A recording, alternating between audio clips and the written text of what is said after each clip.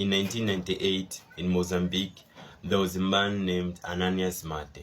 Now, Ananias was living in extremely hard conditions. He came from a family of 11 children, but 9 of his siblings died. Only him and his young brother were the remaining 2, plus his 2 old parents. Ananias was taking care of his 2 old parents. He was also taking care of his siblings' children. He was also taking care of his 7 children, ranging from years 2 to 16.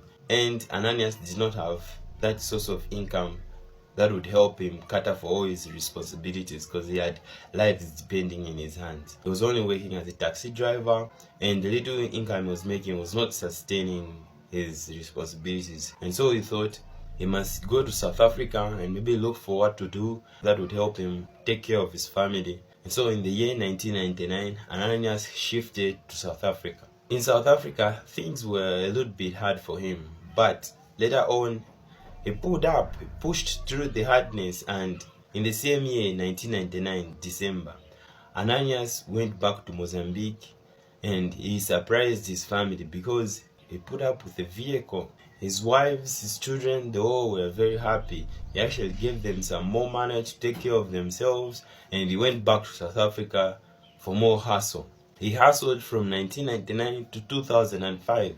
He was constantly going back to Mozambique, depositing his wealth there, buying land, houses, and paying for his children, all the responsibilities of his parents, siblings. He took care of that. But none of his parents nor his family knew what Ananias was doing. They all were oblivious about how he was giving them all this money. And when they asked him, Ananias, how are you making all this wealth? He would evade. He hustled until his hustle came to an end. In 2006, his parents, family, and friends, who totally had no idea on how he made his wealth, found out about how Ananias made his wealth. And the news on how Ananias was making his wealth came to light. It made news headlines all over South Africa and Mozambique. It turns out that when Ananias just arrived in South Africa in the year 1999, he bought himself sausages, a knife, and also a gun.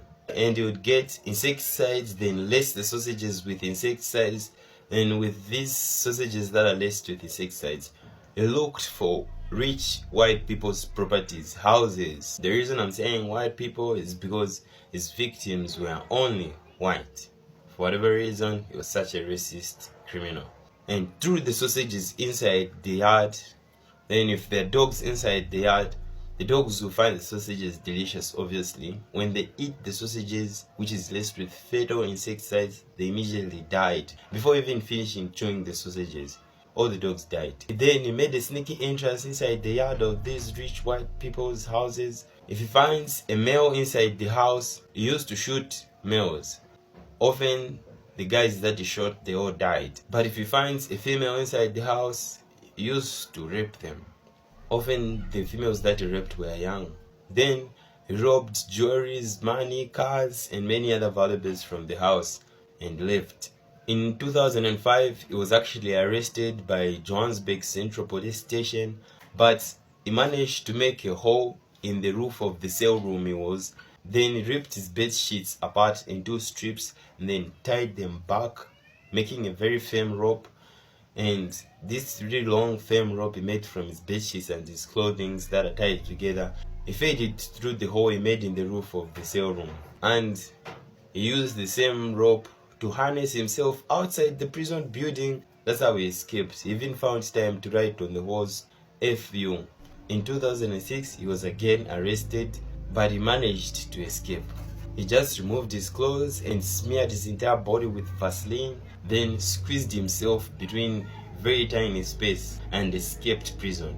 Though other theories say that he did not escape prison like that, he just bribed the prison guards and the policemen and left the prisons. Although in the same year, 2006, Ananias robbed a car that had a tracking device in it.